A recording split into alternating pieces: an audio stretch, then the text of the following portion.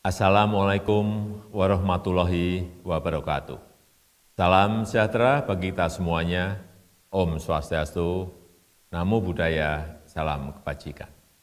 Bapak, Ibu, dan saudara-saudara yang saya hormati, saya ingin menyampaikan satu kabar baik,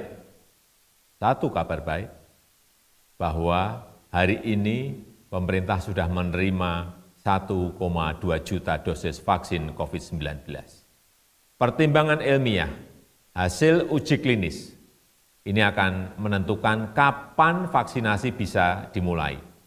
Kedua, sistem distribusi vaksin ke daerah, ini adalah hal yang sangat penting. Dan juga peralatan pendukung, SDM, serta tata kelola vaksinasi.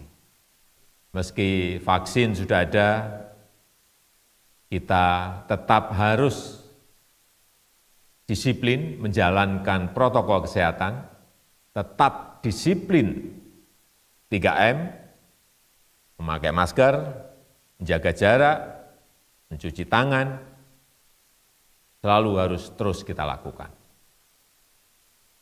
Semoga Tuhan Yang Maha Esa memberkahi kita semua untuk bisa melewati ujian wabah ini. Terima kasih. Wassalamualaikum warahmatullahi wabarakatuh.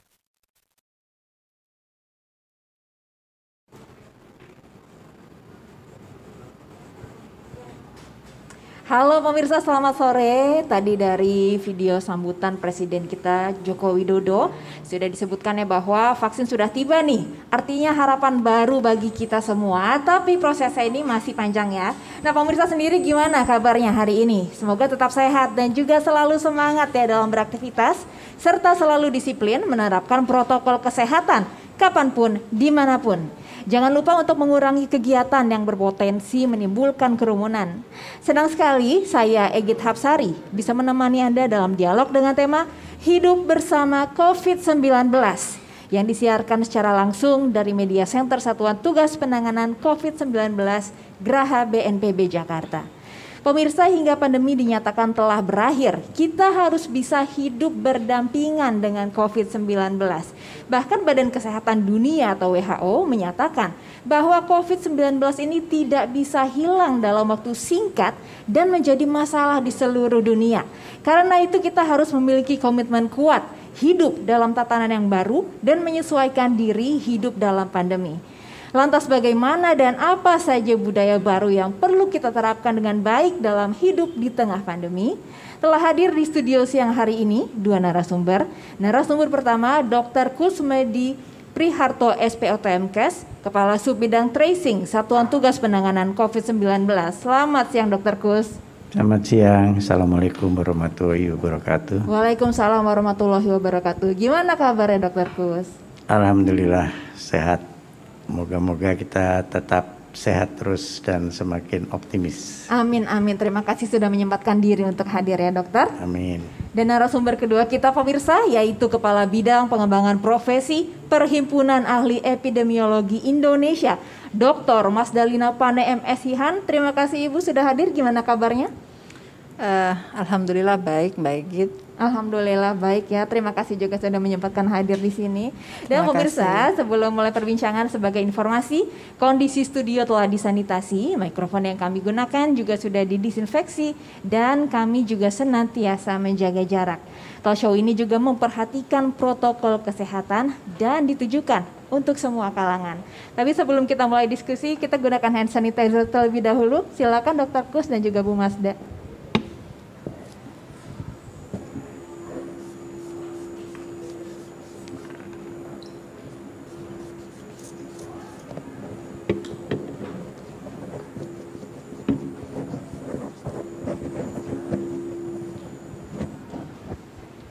Baik, kita langsung tanya dulu ke narasumber kita pertama, Dr. Kusmedi. Dokter, tadi kan kita sudah mendengar, dan memang berita ini sudah santer di mana-mana bahwa vaksin ini sudah kita terima walaupun hanya 1,2 juta dosis ya. Tapi vaksin sudah datang, tapi apakah artinya hidup bersama COVID-19 ini, Dok? Iya, tadi sudah disampaikan oleh Mbak Ekit juga bahwa WHO juga menyatakan bahwa virus ini tidak akan hilang dalam waktu yang dekat. Jadi tentunya dia masih akan ada di sekitar kita, dan kita harus tahu bahwa virus ini mudah melakukan mutasi, sehingga virulen yang lain akan bisa timbul sesudah kondisi-kondisi tertentu yang membuat bentuk virus yang lainnya. Jadi itu yang buat kita, saya setuju sekali tadi dengan ucapan Pak Presiden bahwa kita tetap harus bisa hidup dengan cara 3M, menggunakan masker, menjaga jarak, dan mencuci tangan dengan menggunakan air yang mengalir. Jadi, dan juga tentunya kepada masyarakat tetap harus tahu sebenarnya virus itu kan setelah terpegang kita atau menempel pada wajah kita, dia akan masuk lewat mata, lewat lubang hidung, lewat mulut, sehingga dia menempel ke sana, masuk ke dalam tubuh kita melalui pernafasan, masuk ke dalam paru-paru, seperti itu. Jadi semua aktivitas yang terjadi akibat daripada menempelnya virus pada tangan kita kemudian masuk ke dalam muka kita, itu yang harus kita cegah. Jadi jangan mentang-mentang, oh vaksin sudah tiba di Indonesia terus jadi abai dengan protokol kesehatan. Wah jangan ya dok ya. Jadi justru sekarang kita harus siap. Bagaimana sih caranya kita hidup berdampingan dengan COVID itu sendiri. Oke baik, saya ke narasumber kedua, Dr. Mas Dalina. Bu Masda, ini kan ada pernyataan nih Bu, bahwa meskipun ada vaksin tapi virus ini akan masih tetap ada. Tadi juga sudah disampaikan oleh Dr. Kus. Tapi mungkin bisa dijelaskan lebih lengkap lagi nggak Bu, ini seperti apa maksudnya? Iya baik, jadi Mbak Egit, pemirsa sekalian, vaksin itu merupakan salah satu upaya pemerintah untuk memberikan perlindungan. Jadi upaya memberikan perlindungan kepada mereka yang divaksin ketika mereka terinfeksi, ataupun untuk mencegah agar tidak kalau terinfeksi itu tidak menjadi parah. Tetapi tentu yang kita inginkan adalah bagaimana kita mencegah dari sisi lain. Jadi Dr. Kus tadi sudah mengatakan bahwa 3M protokol kesehatan kita itu tetap harus kita lakukan, karena itu secara evidence sudah diakui mampu mencegah dengan lebih mudah, walaupun terkadang sulit bagi kita untuk melakukan itu. Jadi seperti menggunakan masker, kemudian menjaga jarak, lalu mencuci tangan, itu memang harus terus dorong masyarakat kita untuk patuh terhadap kegiatan tersebut. Jadi vaksin adalah salah satu cara untuk mencegah, tetapi bukan berarti dengan adanya vaksin lalu kita melupakan protokol kesehatan kita yang sudah kita lakukan selama hampir 10 bulan ini. Betul, betul. Itu yang perlu dicatat ya Bu Masda ya. Nah Bu Masda, ini kan kita kembali menghadapi tantangan nih Bu, bahwa dengan terus meningkatnya jumlah terkonfirmasi positif yang seolah-olah tuh puncaknya ini belum kelihatan gitu sampai sekarang ya Bu. Sebetulnya apa yang terjadi sih Bu sehingga angka positif ini masih terus meningkat? Terus petanya ini bagaimana? Ya. Jadi memang peningkatan kasus kita pada minggu-minggu terakhir ini cukup signifikan, tetapi menurut pandangan kami itu juga menjadi salah satu indikator kinerja teman-teman kita di lapangan, bahwa mereka mampu menemukan kasus sedini mungkin. Jadi mereka di lapangan itu harus mendapatkan tugas untuk case finding, menemukan kasus sedini mungkin dalam kondisi yang masih ringan, sehingga tidak banyak yang kemudian didapatkan kasusnya di rumah sakit. Kalau sudah didapatkan kasusnya di rumah sakit, tentu kondisinya sudah lebih berat atau parah, dan itu treatmentnya, penata laksanaan di rumah sakit tentu menjadi lebih sulit. Kemudian yang kedua yang menyebabkan peningkatan kasus kita, kemampuan kita melakukan testing juga makin meningkat saat ini. Jadi sudah hampir memenuhi indikator atau standar dari WHO 1/1000 dari jumlah penduduk. Jadi kita berharap bahwa kasus-kasus yang kemarin masih di permukaan seperti fenomena gunung es, saat ini mulai kita deteksi lebih banyak, sehingga yang akan ke rumah sakit itu akan lebih sedikit karena sudah lebih dulu ditemukan dalam kondisi dini. Baik. Kemudian yang ketiga di subbidang tracing juga ada program kontak tracing. Kontak tracing itu kita melakukan pemantauan, jadi mencari sebanyak mungkin kontak erat, lalu melakukan pemantauan selama 14 hari. Nah, terkadang pemantauan ini yang kemudian menghasilkan kasus-kasus baru, ya, disebut klaster dalam keluarga, sehingga jumlah kasus juga akan meningkat. Tapi tidak masalah sepanjang dia dalam kondisi yang ringan dan bahkan tanpa gejala, supaya tidak sampai harus ke rumah sakit gitu. Jadi tidak apa-apa jumlah kasus kita itu banyak, tetapi jangan sampai angka kematian kita kemudian menjadi tinggi karena terlambat untuk dideteksi di awal. Oke, 3T itu tetap harus berjalan ya, Bu Iya, ya. 3T tetap Testing, harus berjalan. tracing dan juga treatmentnya. Treatmentnya. Tapi apakah ini ada korelasi mungkin dari masyarakat sendiri dengan hiruk pikuknya vaksin sudah tiba, lantas kepatuhannya menjadi menurun, sehingga angkanya terus menanjak yang positif?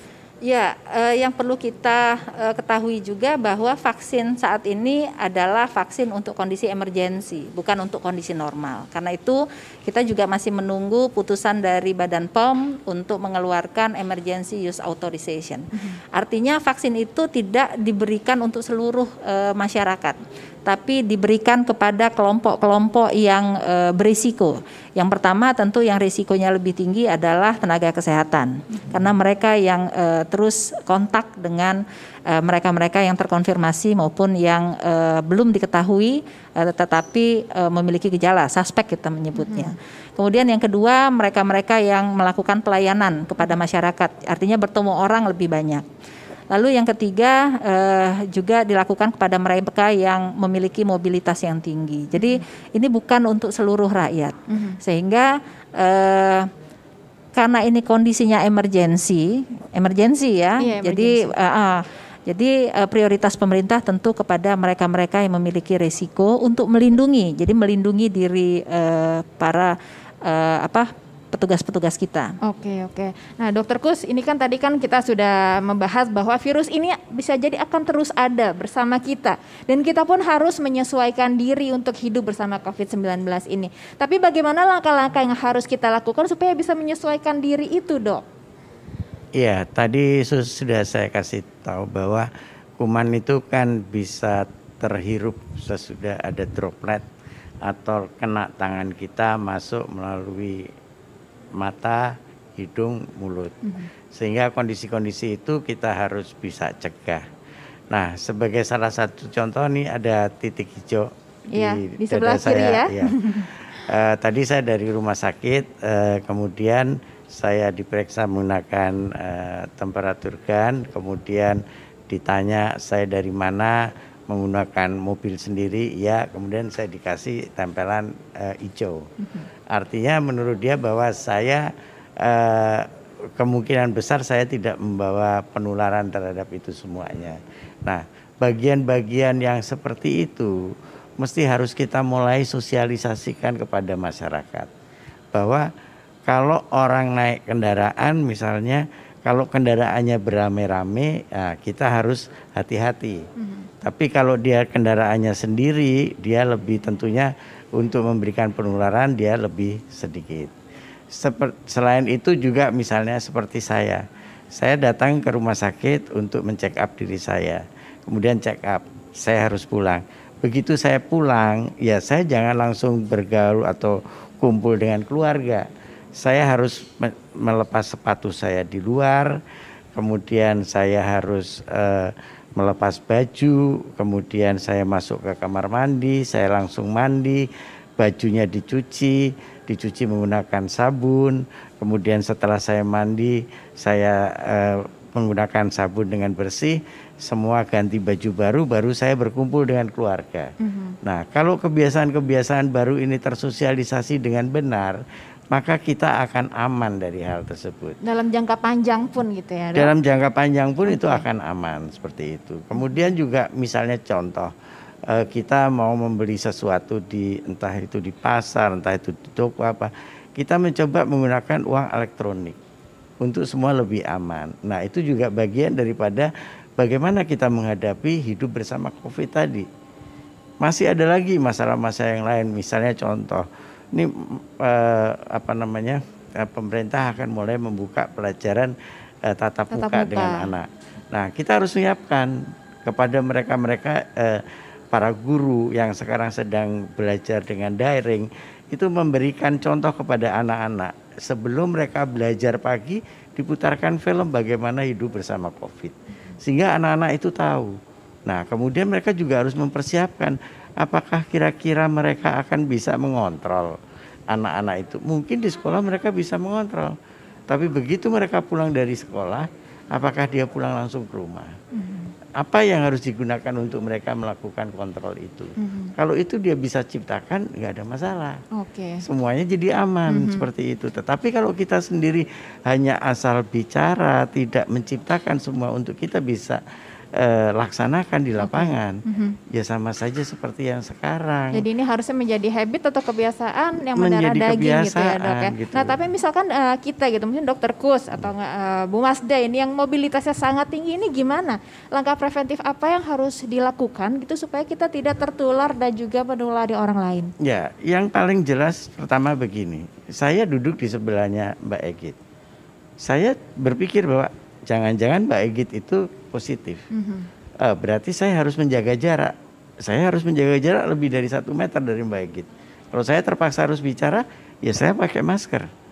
Saya nggak mau begitu Mbak Egit lepas masker, saya pergi dari situ.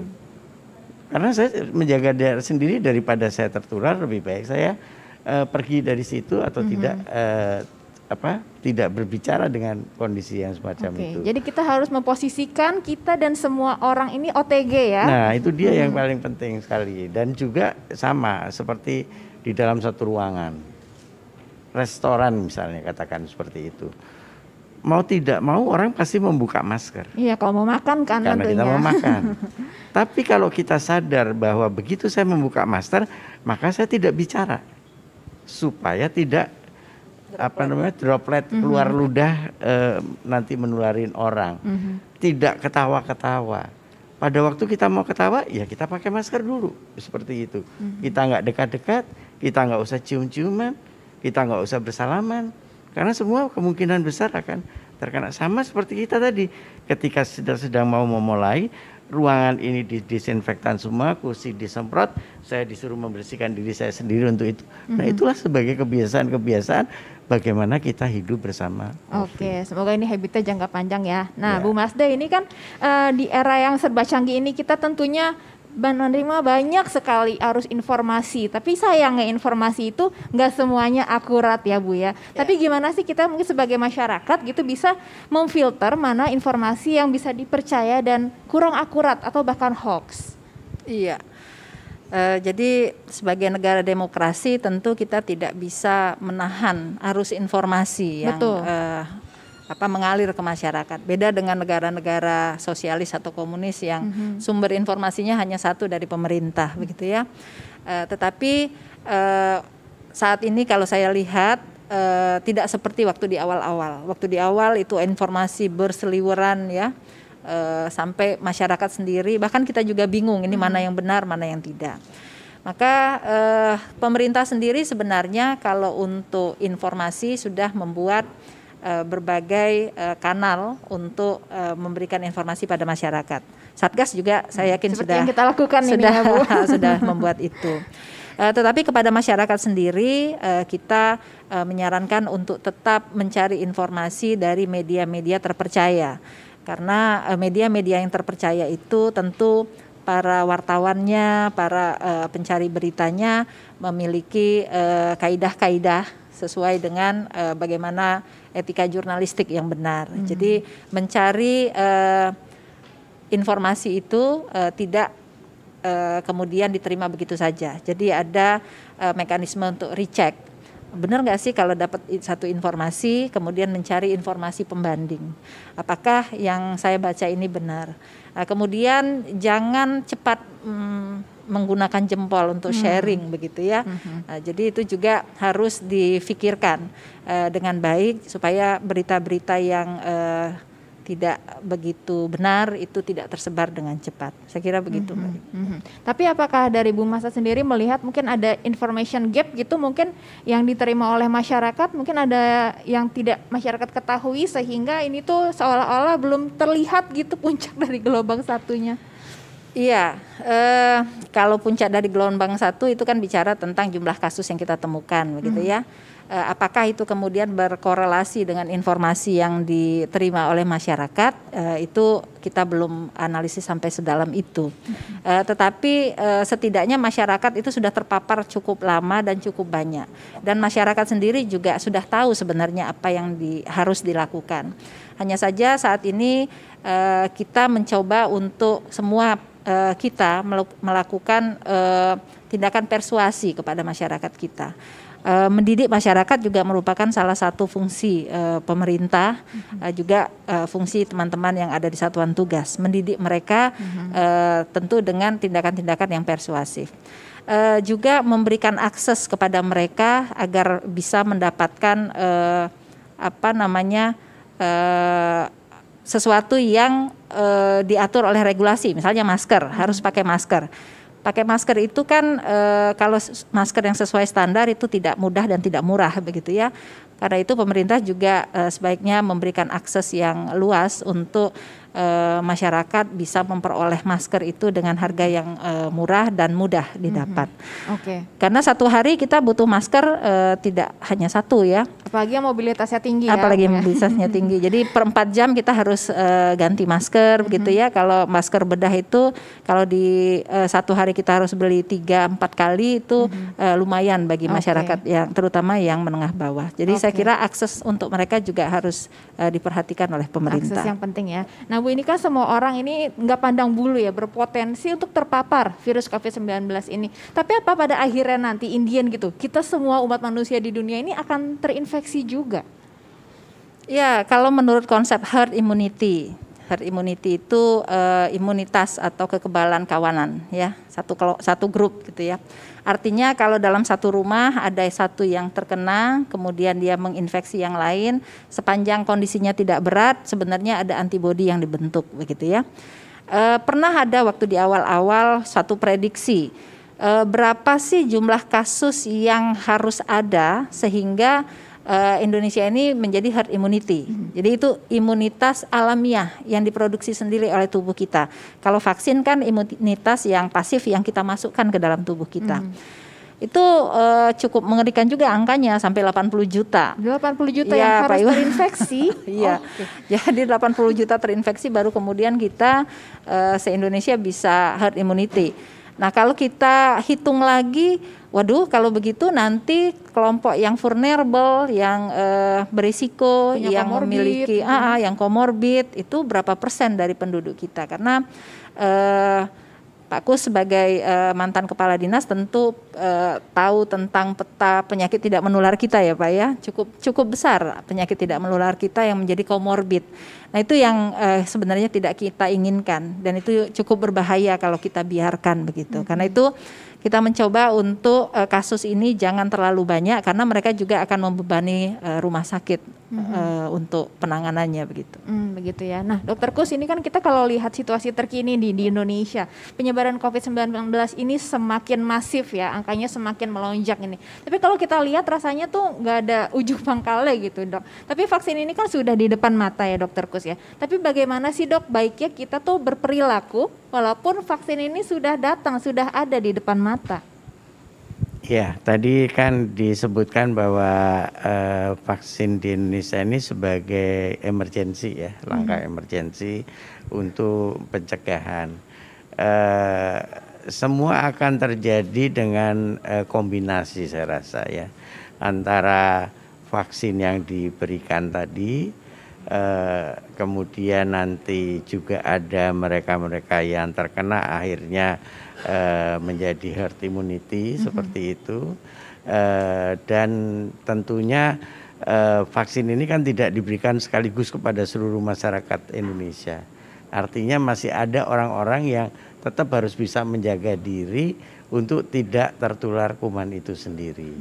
Nah, tadi sudah disampaikan bahwa vaksinasi ini adalah upaya untuk mencegah kecepatan penularan daripada penyakit ini ke seluruh masyarakat Indonesia. Supaya kalau terjadi herd immunity itu tidak tiba-tiba melonjak. Kalau tiba-tiba melonjak, mana kasusnya dia semua berat, rumah sakit tidak mampu menampung, petugas kesehatan juga tidak mampu untuk menampung itu sendiri. Ngomong-ngomong lonjakan, ini kan udah Desember ya dok ya? Iya. Nah nanti kan akan ada liburan akhir tahun nih, cuti bersama. Kalau kita lihat pengalaman dari bulan-bulan lalu, ini kan cuti bersama, long weekend ini selalu jadi pemicu lonjakan kasus. Bagaimana dok nanti ini kita menghadapinya? Saya sudah berapa kali menyampaikan juga bahwa kami orang-orang kesehatan ini tidak bisa sendiri untuk menyelesaikan masalah COVID. Kami butuh bersama-sama gotong royong, kami butuh partisipasi masyarakat yang sebagai garda terdepan, mereka bisa menjaga untuk dirinya sendiri agar dia tidak tertular seperti itu. Nah, kalau memang dia bisa melakukan itu, kita bisa bekerja sama, kita bisa saling menjaga. Bagaimana caranya? Kalau kita lihat beberapa daerah itu peningkatannya cukup masif, tetapi mereka tidak panik, karena mereka bilang nggak apa-apa kita ketemu, tetapi semua bisa dikontrol. Artinya tidak dengan penyakitnya menjadi berat, dia ketemu pada kondisi yang awal. Kemudian dia juga mungkin OTG yang seperti itu, sehingga pada waktu sembuh dia imunitasnya tumbuh, kemudian tidak jatuh kepada yang berat seperti itu. Oke, terima kasih dok. Nah ini saya ke Bu Masda dulu, mungkin terakhir singkat aja untuk Bu Masda, ini adakah Bu strategi besar gitu yang kita siapkan gitu untuk mengatasi terus meningkatnya kasus positif di Indonesia? Baik. Sebenarnya di buku pedoman pencegahan dan pengendalian pandemi COVID-19 itu sudah ada beberapa strategi. Jadi strateginya itu sebenarnya kalau kita lihat Mbak Egit, apakah COVID-19 ini terjadi di seluruh Indonesia? Kasus memang iya, tetapi kasus-kasus yang banyak itu terjadi hanya di saat ini 10 sampai 16 provinsi. Kemudian juga dari provinsi tersebut ternyata tidak seluruh kabupaten juga mengenai itu. Jadi sekitar 50 sampai 60 kabupaten. Jadi andai kata saja kita bisa fokus pada wilayah-wilayah tersebut sambil tidak melupakan wilayah yang belum yang kasusnya sedikit, yang kasus sedikit tetap saja melakukan kegiatan-kegiatan surveillance, ILI, SARI ya, terus active case finding, menemukan kasus banyak-banyaknya, terus melakukan pemeriksaan, itu merupakan strategi standar. Tetapi strategi itu tentu tidak bisa single strategi. Jadi ada beberapa strategi. Vaksin adalah salah satu strategi. Tapi yang terutama adalah bagaimana kapasiti kemampuan kita untuk mendeteksi, bagaimana mencegah dan bagaimana berespon. Jadi kalau sudah dapat kasus sebanyak apapun lalu dilakukan containment atau isolasi dan karantina dengan disiplin. Ya, isolasi dan karantina yang disiplin ini yang kita masih jadi PR besar gitu ya. Isolasinya di beberapa wilayah sudah tertangani dengan baik, tetapi karantinanya, jadi kontak erat dengan kasus konfirmasi ini kan juga harus dilakukan karantina. Harus di rumah selama 14 hari walaupun dia tidak dilakukan pemeriksaan karena tidak memiliki gejala. Jadi pemeriksaan kesehatan itu dilakukan pada yang memiliki gejala, bukan pemeriksaan kesehatan, swab ya? Itu dilakukan untuk yang memiliki gejala. Baik. Tetapi beberapa provinsi melakukan yang kontak erat juga dilakukan swab gitu. Baik. Dan mereka harus tetap dikarantina selama 14 hari. Baik, itu dia ya, mungkin strategi-strateginya dan juga PR yang disampaikan Bu Masda tadi, semoga kita bisa realisasikan bersama-sama ya Bu Masda. Terima kasih banyak Bu Masda telah hadir bersama kita untuk berbincang tentang hidup bersama COVID-19 ini. Terima kasih juga Dr. Kus pesan-pesannya tadi ya, bahwa tenaga medis ini tidak bisa berjuang sendiri ya, diperlukan kolaborasi dan bantuan juga dari masyarakat supaya virus ini segera berakhir pandeminya ya. Baik, terima kasih Dr. Kus. Baik pemirsa, tiba saatnya kita tiba di penghujung acara. Semoga bincang-bincang kita hari ini bisa bermanfaat untuk semuanya. Jangan lupa untuk selalu memakai masker dengan benar, menjaga jarak dan menghindari kerumunan, serta mencuci tangan pakai sabun dengan air yang mengalir. Ingat pesan Ketua Satgas Penanganan COVID-19, Bapak Doni Monardo. Apa yang kita lakukan agar disiplin, patuh memakai masker, menjaga jarak, menghindari kerumunan, serta maju cuci tangan belum sebanding dengan beratnya perjuangan dokter dan tenaga kesehatan yang merawat pasien di rumah sakit. Mereka yang mengabaikan protokol kesehatan sehingga menimbulkan korban jiwa ini bukan hanya dimintai pertanggungjawaban di dunia, tapi juga di akhirat. Saya akhiri talkshow kita siang hari ini. Saya Egit Hapsari bersama tim yang bertugas dan para narasumber pamit undur diri. Selamat siang dan sampai jumpa.